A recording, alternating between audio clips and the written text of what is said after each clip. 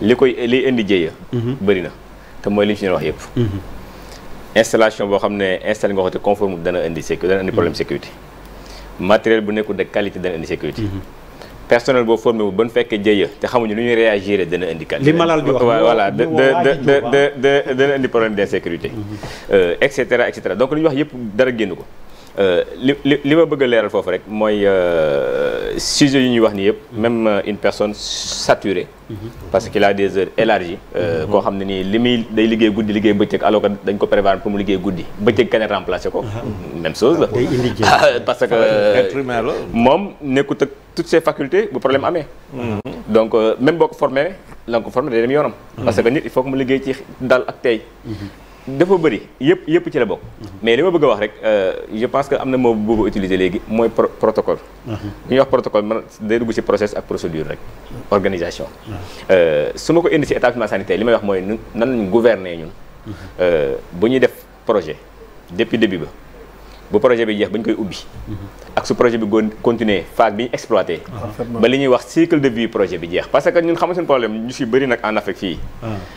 moo tax ñuy waral léeg-léeg ne gouvernement investir na lu bëri c'est vrai mais accompagnement exploitation entretien formation te loolu mooy durée de vie projet bi da ngay jël yenn projet par exemple yoo xam ne nii soo xayma ni mu waroon a demee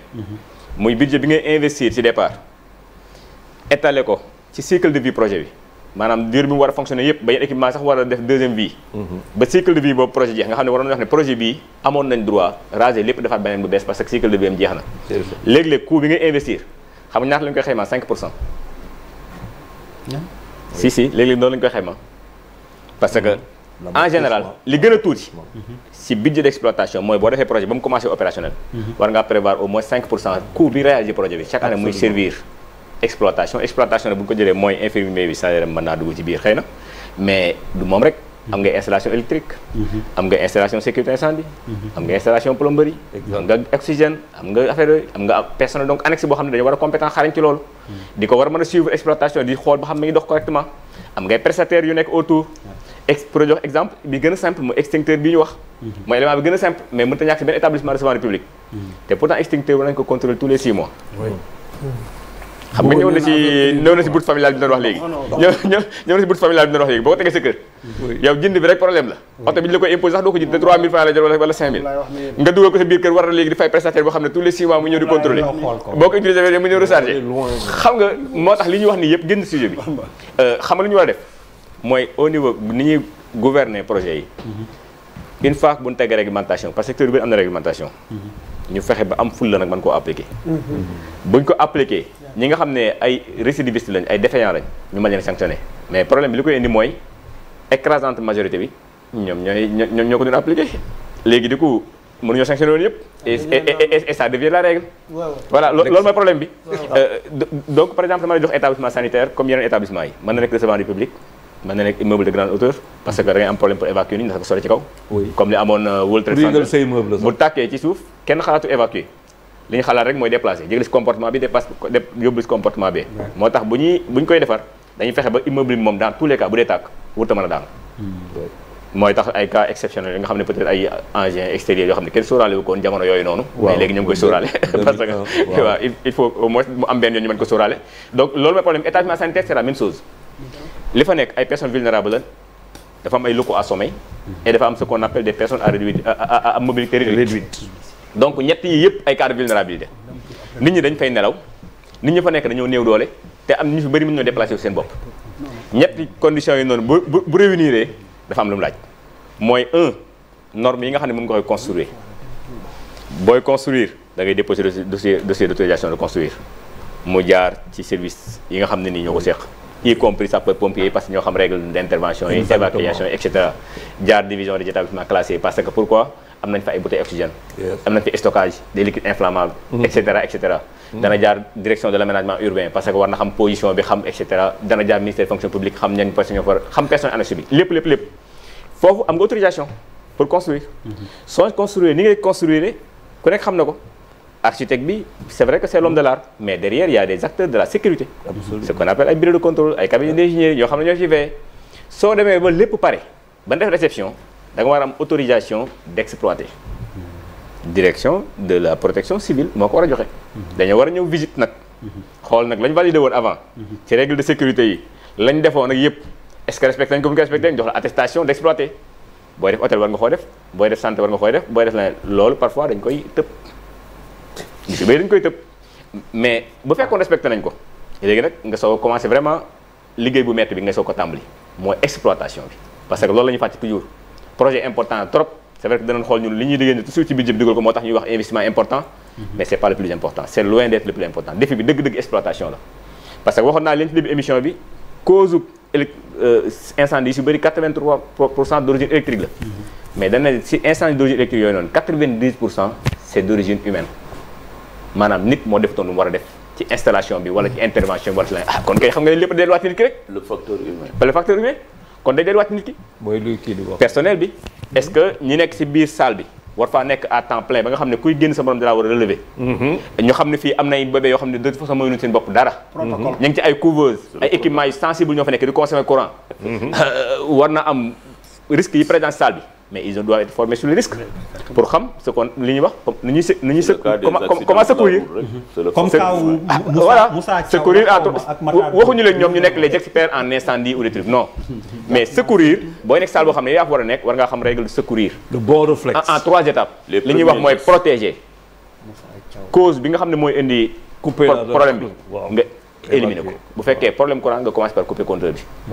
bu fekkee bu dee gaz bi déconné nga débrancher ko loolu la ñuy wax protéger ba nga xam ne nii yow da ngay protéger victime bi mais protéger sa bopp. donc toujours éliminer cause bi loolu ñu bëri duñ ko xam boo fekkee da nga former infirmier ba fa tembali woon après nga miite ko dem faneen kaneen ñëw parfois dañ koy oublier pourquoi manque de procédure. ba nga xam ne ni war ngaa xam les règles de prise de fonction. ak yéen war a def prérequis yi. booy jël fonction yan prérequis lan moo war a jiitu pour nga war ko mën a def. facteur humain procédure. mais secourir pour remplacer pour exprimer rapidement trois règles secourir c'est protéger. alerter. parce que boo protéger ba pare war ngaa informer ñi nga xam ne war nañoo mën a ñëw pour investir. et après secourir en tant que tel. c'est-à-dire bu fekkee am nga formation secourir mooy def les gestes simples bu fekkee formé wuñu la nga def les gestes simples pour protéger nit ki def ko position boo xam ne ni dana mën a xaar le maximum de temps possible pour que nit ñi mën ko faa fekk te du faatu. donc yooyu yëpp da ci am. voilà loolu mooy règle secourir mais loolu moom par contre. ça doit être une règle boo xam ne ni ñëpp dafa war a commune ci ñëpp. loolu nit ñëpp dañ ko war a jàng. maanaam dañ ko war di jàngale ci école yu ndaw yi moo tax voilà école yu ndaw yi daara yu mag yi sapeur dañuy defal ay benn voilà parfois yenn écoles yi entreprise yi nga xam ne nii par exemple dañuy woo sapeur dañuy ñëw defal leen ko gratuitement en général. wala même moyennant peut-être lu néew. croix rouge dañ la koy defal gratuitement et cetera bëri nañu koy def mais nit ñi parfois ki ci kaw moo du nekk au fait de ces règles là comme wax noonu écrasante majorité bi. ñoom duñu xam sax li ñu war a def. kon nag day devenir ça devient un peu la règle. alors ERP yi ñuy wax yëpp mooy établissement recevant du public que muy station d'essence mairie je sais pas stade. foo xam ne nii rek. foo xam ne nii est-ce que am na des certificats ou attestations de simulation yoo xam ni bu dee amul est-ce que duñ ko instituer te chaque année. nga prouver que ni ça a été fait et que personnel bi fa nekk maîtriser nañ. waaw xam nga Sénégal ñun dañoo fort. ci rédiger ay textes. waaw ba nga xam ne sax dañuy bàkkee ne sous région bi te man xam naa ci dara parce que damay liggéey ci pays africain yu bëri li ñuy def suñu droit ñun li ñuy jël ñëw appliqué wu am ful la dem seen yoon. waaw réglementation. mën naa ne fi mu ne nii ñuy wax nii. secteur yu bëri daanaka li France am dong la ñu am wala lu ko gën. parce que non seulement à l'époque ay années 60 ba nga xam ne ni capital fii la nekkoon lañ amoon ñoom jël nañ ko mais arrêté nañ ci lu bëri. donc côté yu bëri am na réglementation y compris sécurité incendie norme installation électrique et cetera. mais application bi mooy problème bi. problème bi yëpp mooy application bi donc problème pour appliquer nag. il faut nga am ay procédures de gouvernance yoo xam ne nii. day am ay principes yoo xam ne assurance qualité la maanaam kii def day def. mais kii saytu ne kii war a def na. day vérifier ne def na kon te moom foofu lañu koy évaluer. mooy comme politique d'assurance qualité. mais la man question en fait question bu ma bëggoon poser mooy par exemple boo demee hôpital principal. ñenn ñoo fa ne du militaire yi. oui et nous dañuy faral di wax côté ñu ne kii papa militaire la seen kër dañu rigoureux dañu strict et des fois ça veut dire est-ce que yow peut-être je vais wax bordel mais kii bi daal jaxasoo bii am ci yeneen structures yi de santé yi est-ce que moom ngay retrouver principal c'est principal. waaw principal personnellement miin naa ko bu baax. parce que peut-être bi ñuy réhabilité ay seuils yeeg bâtiment yi ba def naa ko fa urgence bâtiment d'urgence bi maa def conception bi. actuellement polyclinique ba. doo fa retrouver loolu. ambiance non sincèrement. je pense que au niveau procédure. ak propreté. ak peut-être rigueur d'action am na quand même différence. voilà mais en fait foofu laay wax. pour parler qualitatif sans aller dans les détails. voilà dans les détails moom laay wax c'est-à-dire que aujourd'hui comment on peut parvenir. moo tax ma ne la fossé bi dafa rëy. ci benn structure. loolu pas en tout cas yenn yi nga bañ ko fa gis. et que mënuñu jël loolu ñu appliquer ko feneen. responsabilité état dafay kii parce que pour man xam nga ñu ne fii recevoir ay nit sax dafa bëri c'est relatif. waaw xam nga dem building fële nu mu tudd buildingu administratif ak dem hôpital sax bokkul man waxuma la sax hôpital dama ne la une pièce où on met des bébés. c'est encore plus grave foofu la gën a nécessaire aujourd'hui est-ce que aussi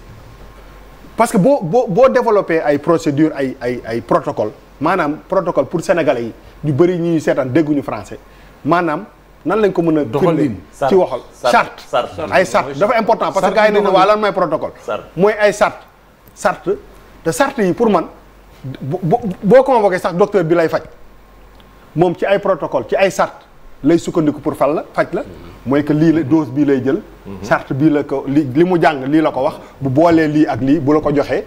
te bul ko dépassé moo tax ñu naan jëlal benn wala ngay jël ñaar boo jëlee protocole traitement Covid protocole donc boo ko yóbboo sax ci côté médical bi protocole bi dafay charte yi parce que charte yi lu muy indi mooy day minimiser responsabilité nit bi en terme d'improvisation nit ki du demee xelam rek moo tax ma ne la dafa am yoo xam ne pour nit ñi mën ko topp charte yi bu fekkee ni kenn mënu koo teggi valise yu 32 kilos yu mag yi mënoo ko dugal ci avion. ci suut la du mënul nekk mais charte la. pourquoi ma ne la charte la tubaab bi buy tukki war a def 2 semaines xam na ni dina yóbbu jiinam bi vestam bi kii ñun bu ñuy tukki dinañ yóbbu ñeenti valise wala juróom bu ñu dem boo demee ci kii aéroport terminal bi nga xam ne africains yi ñi koy tukkee ak bi tubaab yi bokk du benn. les africains déménagent. même bu ñuy jóg di dem même ñun du ñu convoquer le volet sécuritaire duñ ko convoquer duñu ne mais ñun avion la ñu jël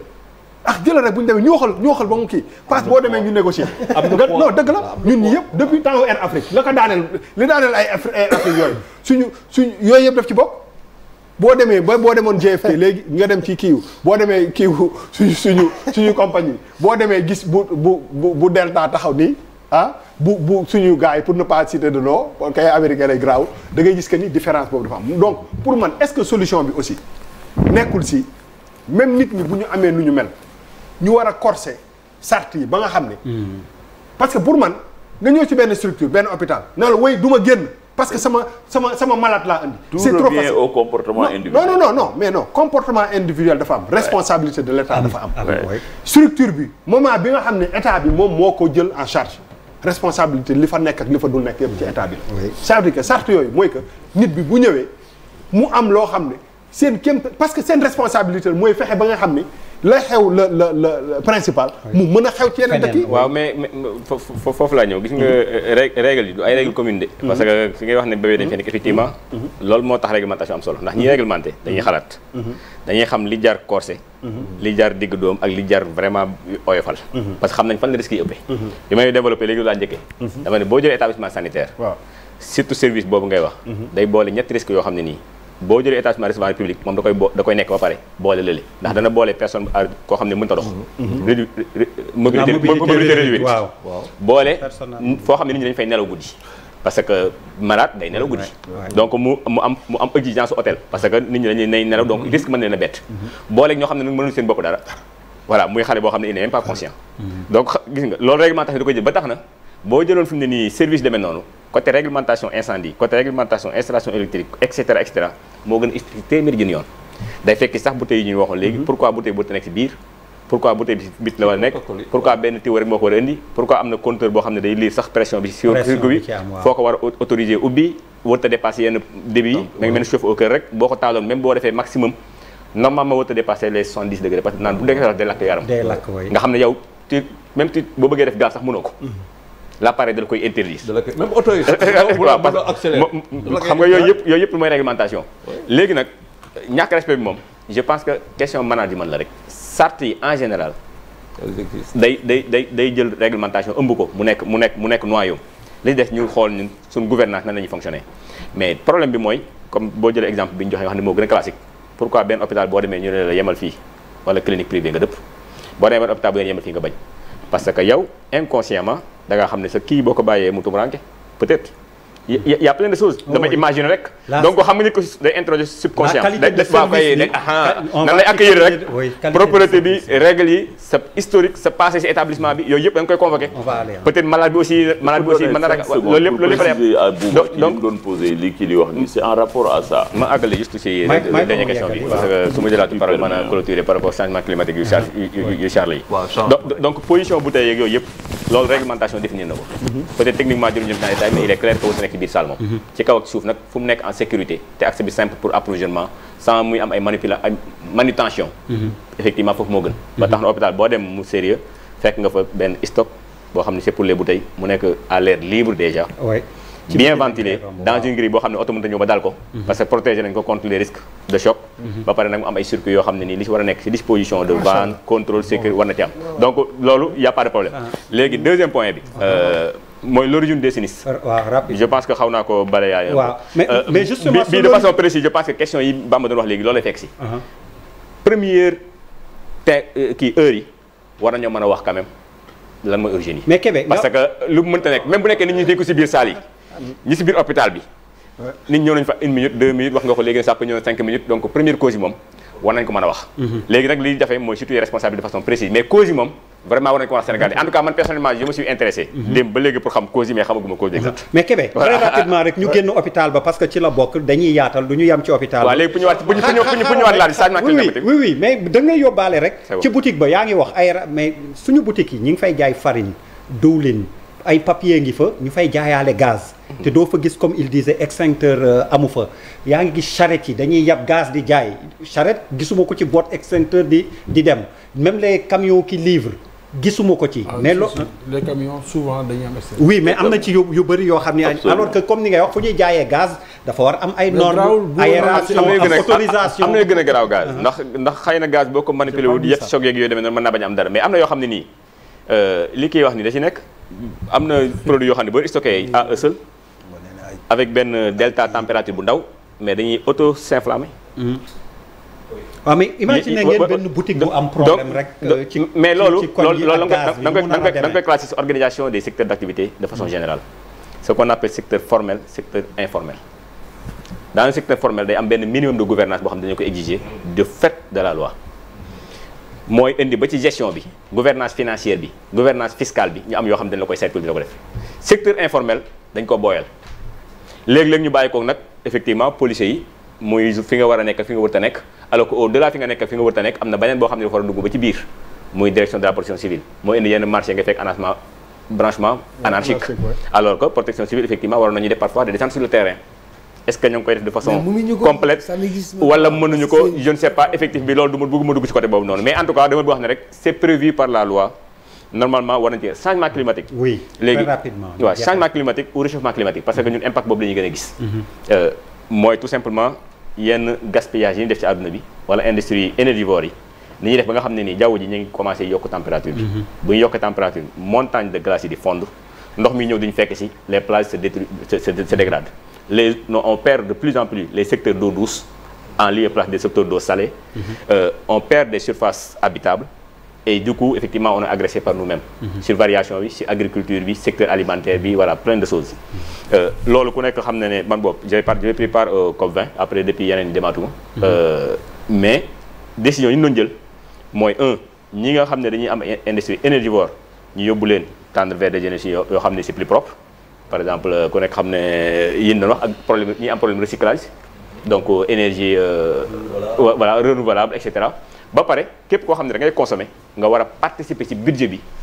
pour ñi nga xam ne ñooy subir conséquences yi nga bokk ci seen refinancement de l'économie pour ñu mën a trouver des solutions pour se protéger mais il est clair que ñëpp constate nañ ko chaque année on gagne quand même 0,5 degré 1 degré on dit même de peut-être 2 degrés tous les 10 ans mais ngi yokk donc question bi ni muy posé wu dëgg-dëgg ce n'est pas une question forcément liée au changement climatique question liée à la tropicalisation des équipements des équipements oui. parce que ñun fii Afrique équipement yi bëri fabriqué wuñ ko defaluñ dara kay defar est-ce que sóoraale na équipement bi fa mu war a jëm par rapport ak température bi boo jëlee l'été le point le plus chaud en Afrique peut être au milieu du Niger par exemple à 52 degrés kii defar équipement bi fekkee transport électrique la nekk Mercy-les-Mézères nga xam ne bu tàngee ba tàng 25 degrés mu def plafond maximum bi nga xam ne équipement mën na koy 30 waaw standard xam yow daa mel ne xam nga ne standard def ko 30 degrés mais nga jënd transport bi wala nga jënd équipement bi wala nga jënd couvreur bi wala nga jënd ko fenn jël ko yóbbu ko dëkk boo xam ne day àgg 50 degrés yaa créé un court-circuit de fait sans compter nag ci buy fonctionner sax le manque de performance et cetera yeneen yi nga xam ne mën nga gis ci biir ak durée de vie équipement bi ak yeneen donc problème yi daal ci gàttal bëri nañ am na loo xam ne réglementation lijjanti na ko am na loo xam ne vérification au contrôle des frontières lijjanti na ko am na loo xam ne nii gouvernance pour que la réglementation mën a appliquer wu avec toute sa rigueur conséquente aux sanctions moo koy lijjanti loolu daal mooy ci gàttal mooy Kébé vraiment ñi ngi lay gërëm di la sant je pense que leer na ñi ngi lay gërëm di la sant dinaa la joxaat parole juste après la publicité jërë ngeen jëf te marak ma see bi julu li suuf seetee